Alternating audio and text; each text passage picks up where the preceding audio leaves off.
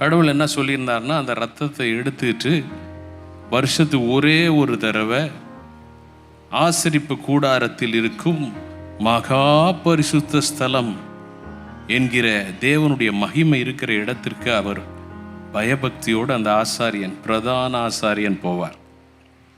ரத்தத்தை எடுத்துட்டு 7 முறை அந்த திரையின் மேலே தெளித்து, அதுக்கப்புறம் அந்த திரையையும் கடந்து அங்கே உடன்படிக்கை பெட்டி இருக்கும், அதுக்கு மேலே தேவ மகிமை இருக்கும்.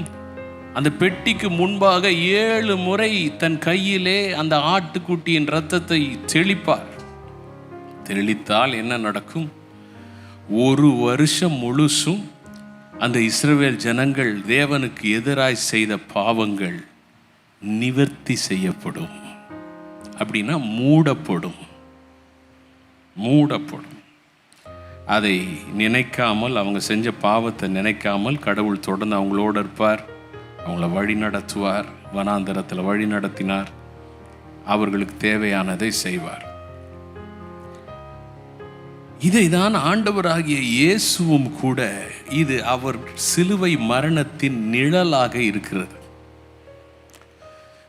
ஆண்டவராகிய இயேசு அந்த 18 மணி நேரம், அதில் 12 மணி நேரம் சிலுவைக்கு அப்புறம், சிலுவைக்கு முன்பாக, சிலுவையில் ஏற்றப்படுவதற்கு முன்பாக அவர் பட்ட பாடுகள், சிலுவையில் தொங்கும் பொழுது அவர் பட்ட பாடு, இந்த 18 மணி நேரம் உடல் ரீதியாகவும் அவருடைய ஆத்துமாவிலும் நம்முடைய பாவங்களை ஏற்றுக்கொண்டதனால அவர் தண்டிக்கப்படுகிறார்.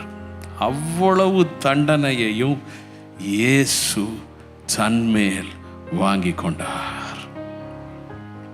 ஹல்லேலூயா. முழு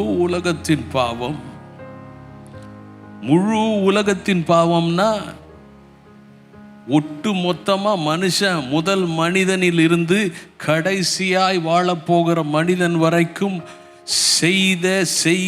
செய்ய போகிற அவ்வளவு பாவத்தையும் அவர் தன்மேல் ஏற்றுக்கொண்டு அதற்கான தண்டனை அனுபவித்தார்.